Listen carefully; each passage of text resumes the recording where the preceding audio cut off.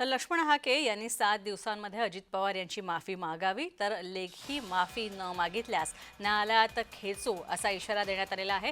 सामाजिक कार्यकर्ते नितीन यादव यांनी हाकेंना नोटीस सुद्धा पाठवलेली आहे।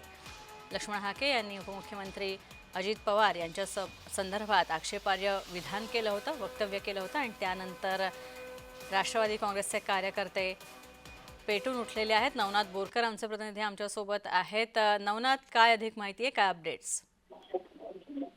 नक्कीच नेहा, ओबीसी नेते लक्ष्मण हाके यांनी काही दिवसापूर्वीच राष्ट्रवादीचे अध्यक्ष आणि राज्याचे उपमुख्यमंत्री अजित पवार यांच्याबाबत आक्षेपार्ह शब्द वापरलेले होते। यामुळे ओबीसी विद्यार्थ्यांवर अन्याय करत असल्याचा आरोप देखील लक्ष्मण हाके यांनी केलेला होता आणि यानंतर थेट त्यांनी अजित पवार यांच्याबाबत वेगवेगळ्या पद्धतीने आक्षेपार्ह विधान केलेले आहेत आणि याच पार्श्वभूमीवर लक्ष्मण हाके यांच्या विरोधात सामाजिक कार्यकर्ते बारामतीचे जे माहिती अधिकार कार्यकर्ते आहेत नितीन यादव यांनी त्यांच्या विरोधामध्ये कोर्टात धाव घेतलेली आहे। खऱ्या अर्थाने त्यांनी 7 दिवसामध्ये लेखी माफी मागावी, अन्यथा त्यांना कोर्टात खेचू असा इशारा देखील नितीन यादव यांनी दिलेला आहे।